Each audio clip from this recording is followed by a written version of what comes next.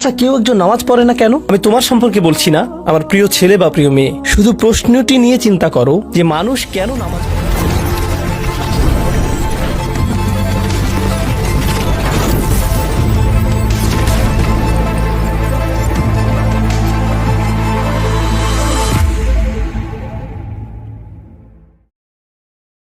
আচ্ছা, কেউ একজন নামাজ পড়ে না কেন? আমি তোমার সম্পর্কে বলছি না, আমার প্রিয় ছেলে বা প্রিয় মেয়ে। শুধু প্রশ্নটি নিয়ে চিন্তা করো যে মানুষ অনেকগুলো উত্তর থাকতে পারে, আর এই প্রশ্নের উত্তর আল্লাহর কাছেও আছে। উত্তরটা খুবই ভয়ঙ্কর।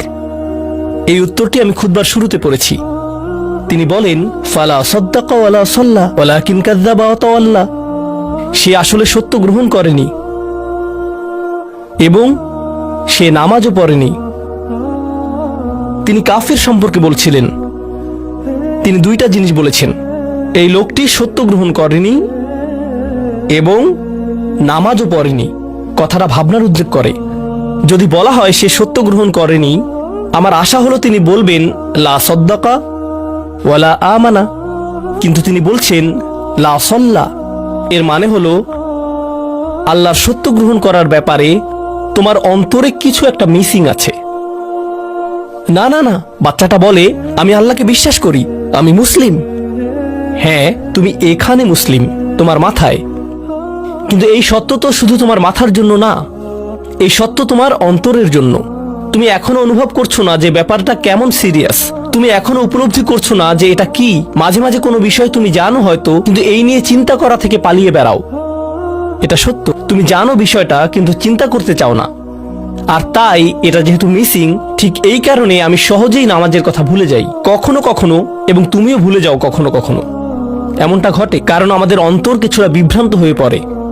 দিনের এই সত্যতা, আল্লাহকে সেই সত্যটা, সেই অকাট্য সত্যটা আমাদের মস্তিষ্কের পেছনের কোনো একটা সেলফে গিয়ে পড়ে থাকে। আমরা অন্য কিছুতে ব্যস্ত হয়ে পড়ি এবং এই নিয়ে আর চিন্তা করি না। আল্লাহ এটাই বলেছেন। সুতরাং তোমার নামাজ পড়া আল্লাহর প্রয়োজন নেই। এমনকি তুমি যদি নামাজ পড়ো, আমি পড়তে বলছি এই কারণে, তখন কি করো? নামাজের জন্য কিভাবে নিয়ত করো? তখন আমি 4 রাকাত নামাজ পড়বো, দাঁড়ালাম, কারণ আমার আব্বা বারবার পড়তে বলছেন। আল্লাহু আকবার।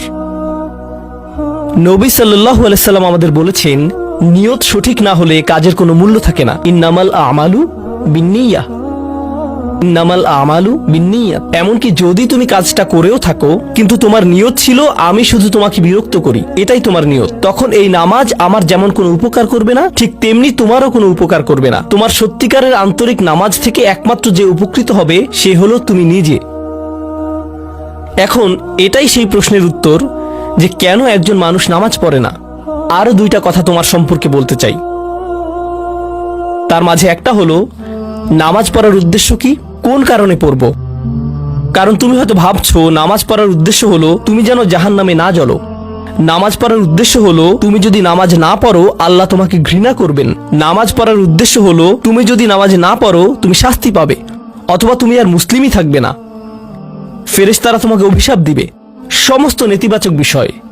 আল্লাহ ওই সমস্ত উদ্দেশ্যের কথা উল্লেখ করেননি। নেতিবাচক কিছু থেকে মুক্তি পাওয়া নামাজের মূল উদ্দেশ্য নয়। নামাজের মূল উদ্দেশ্য হলো ইতিবাচক কিছুর দিকে ছুটে চলা, এটাই নামাজের উদ্দেশ্য। এমন 2 ছাত্রের মধ্যে পার্থক্য যেন একজন লেখাপড়া করে যেন সে ফেল না করে, আর অন্যজন লেখাপড়া করে কারণ সে ওই সাবজেক্টটা পড়তে ভালোবাসে। একজন ছাত্র পড়ালেখা করছে পজিটিভ কিছুর জন্য, আর অন্যজন পড়ালেখা করছে কারণ সে এমন কিছু থেকে বাঁচতে চাচ্ছে যা নেগেটিভ। একজন কর্মচারী তার চাকরিটাকে দারুণ ভালোবাসে, আর অন্য একজন কর্মচারী শুধু চায় সে যেন চাকরিটা না হারায়। তারা একই চাকরি করছে, একেবারে অভিন্ন চাকরি, কিন্তু একজন চাকরিটা করতে পেরে কি যে খুশি, কত যে আনন্দ তার, আর অন্যজন খুবই হতাশ, সবসময় মনমরা ভাব। কেন? কারণ তাদের একজন এটা করছে ক্ষতিকর কিছু থেকে মুক্তি পাওয়ার জন্য, আর অপরজন এটা করছে উপকারী কিছুর দিকে ছুটে চলার জন্য। আল্লাহ কোরআনে যখন আমাকে নামাজ সম্পর্কে বলেছেন যে কেন আমাদের নামাজ পড়া দরকার, তিনি মুসা আলাইহিস সালামকে এই উত্তরটা বলে দিয়েছেন। যখন তিনি তার সাথে সাক্ষাৎ করেছিলেন তিনি বলেছেন, আকিমিস সলাতা লিযিকরি, আর আমাকে স্মরণ করার উদ্দেশ্যে নামাজ কায়েম করো। তোমার নামাজ ঠিক রাখো যেন তুমি তোমার রবকে স্মরণ করতে পারো। আমি তোমাকে ইতিমধ্যে বলেছি যে তোমার আমার সম্পর্কটা খুবই সীমিত, কিন্তু তোমার সাথে আল্লাহর সম্পর্কটা অনেক আগে থেকে শুরু হয়েছিল, আর তার সাথে তোমার এই সম্পর্কটা অনন্তকাল ধরে বলবৎ থাকবে। তাই সেই সম্পর্কটির কথা স্মরণে আনা আবশ্যক। কারণ ভালো যত কিছু তোমার কাছে আসে তা আসে ওই সম্পর্কটা থেকেই। সামান্য কিছু ভালো জিনিস তোমার বাবার কাছ থেকে আসে, কিছু কিছু ভালো জিনিস, কিন্তু সকল ভালো জিনিস যা তোমার কাছে আসে তা আসে একমাত্র ওই সম্পর্কটির কারণে। যদি তুমি চাও সকল উপকারী জিনিস তোমার জীবনে অবস্থান করুক, তখন তোমাকে অবশ্যই তার কথা স্মরণ করতে হবে যার নিকট থেকে সকল কল্যাণের আগমন ঘটে, যার নিকট থেকে সকল নিয়ামতের আগমন ঘটে, সকল রিজিকের আগমন ঘটে, সকল হেদায়েতের আগমন ঘটে। আর তাই আল্লাহ বলছেন, সর্বোত্তম যে উপায়ে তুমি এটা করবে তা হলো নামাজের মাধ্যমে তুমি আমাকে স্মরণ করবে। এজন্যই তোমার নামাজ পড়া দরকার। আচ্ছা, পরিশেষে এজন্যই তোমার এটা করা উচিত, কিন্তু তুমি এটা করছো বলেই সঠিক নিয়ত সহকারে আল্লাহ বলছেন কেবল এখানেই শেষ নয়, এর কিছু উপকারিতাও আছে। কিছু ভালো জিনিস তোমার পথে আসবে যখন তুমি সত্যি সত্যি আল্লাহকে স্মরণ করবে, যখন তুমি আল্লাহকে স্মরণ করবে যেভাবে তিনি চান সেভাবে, আর যে উপায়ে তিনি চান তা হলো এই নামাজগুলোর মাধ্যমে। তুমি যদি এটা করতে পারো, আল্লাহ বলছেন ইন্না সলাতা তানহা আনিল ফাহশাই ওয়াল মুনকার। এমনকি এই আয়াতেও ওয়ালা যিকরুল্লাহি আকবার, তিনি বলছেন নামাজের মধ্যে এই উপকারটি আছে যে এটা তোমাকে অশ্লীলতায় পড়ে যাওয়া থেকে রক্ষা করবে। কারণ অশ্লীলতা তোমার চারপাশে বিরাজমান, আর আমি প্রিয় পুত্র তোমাকে এটার সম্মুখীন হওয়া থেকে রক্ষা করতে পারবো না।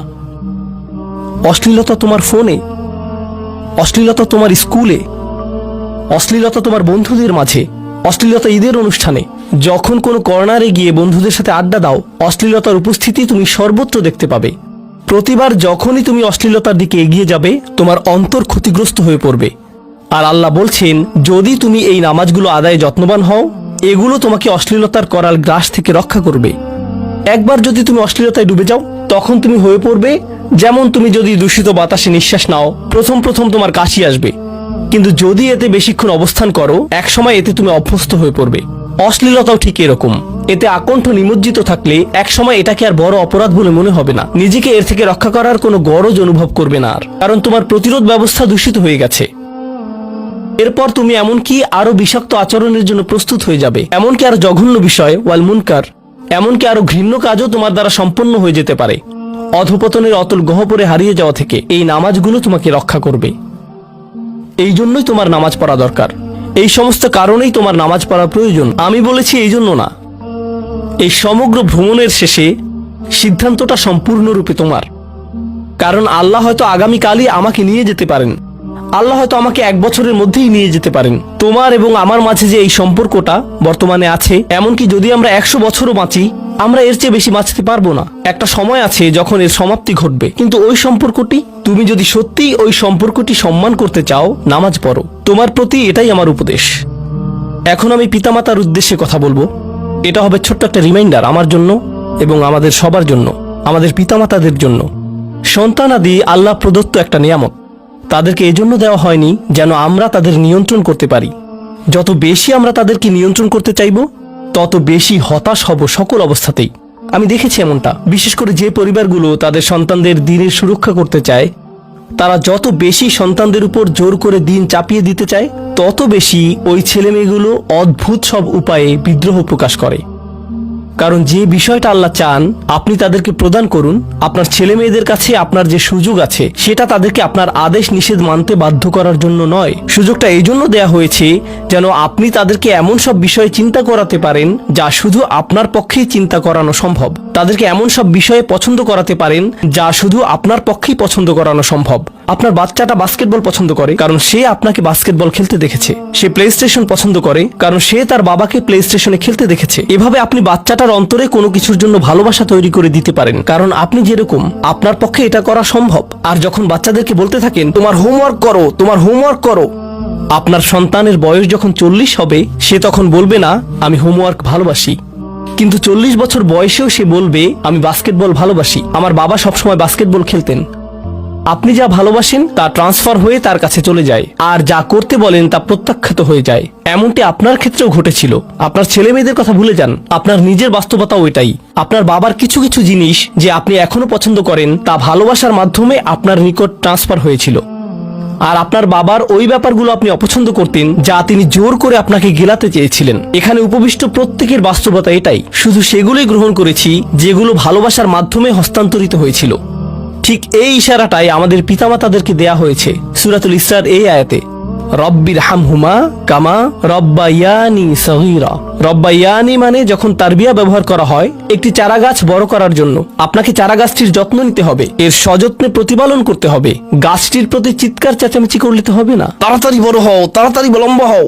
আপনার একে সময় প্রদান করতে হবে। অনেক সময় পোকামাকড় এসে এর পাতাগুলো খেয়ে ফেলতে চাইবে, আপনাকে তখন পোকামাকড় সরিয়ে দিতে হবে। কখনো কখনো একটু কঠোর আচরণ করতে হবে, শুধু অতটুকুই যেন পোকামাকড়গুলো দূর হয়ে যায়। এরপর আবারও এতে পানি দিতে হবে। আমাদের বাচ্চাদের সাথে আমাদের উদাহরণটা ঠিক এমনই। ঠিক এ কারণেই আমরা আমাদের মাতা পিতার জন্য এই দোয়াটা করি। আমি দোয়া করছি আল্লাহ যেন আমাদের সন্তানদেরকে হেদায়েত দান করেন, যা শুধু তার পক্ষেই দেয়া সম্ভব। দোয়া করছি আল্লাহ তাদের অন্তরে ইস্তিকামা প্রদান করুন, যেন তারা তাদের জীবনে সঠিক সিদ্ধান্ত নিতে পারে। আরো দোয়া করছি আল্লাহ তাদেরকে ইব্রাহিম আলাইহিস সালামের দোয়ার মতো করুন, যা তিনি আমাদের সবার জন্য করেছিলেন। রব্বি জাআলনি মুকিমাস সলাতি ওয়া মিন যুররিয়াতি। হে আমার রব, আমাকে সালাত কায়েমকারী বানান এবং আমার বংশধরদের মধ্য থেকেও। আল্লাহ তাআলা এখানে উপস্থিত পিতামাতাদেরকে, আমাকে সহ সবাইকে এমন দৃষ্টান্তে পরিণত করুন যে আল্লাহকে ভালোবাসে এবং যে নামাজকে ভালোবাসে, যেন আমাদের ছেলেমেয়েরা নামাজের প্রেমে পড়ে যায় আমরা যেভাবে নামাজকে ভালোবাসি তা দেখে। বারাকাল্লাহু লি ওয়া লাকুম ফিল কুরআনিল হাকিম ওয়া নাফা'নি ওয়া ইয়্যাকুম বিল আয়াতি ওয়াজ যিকরিল হাকিম।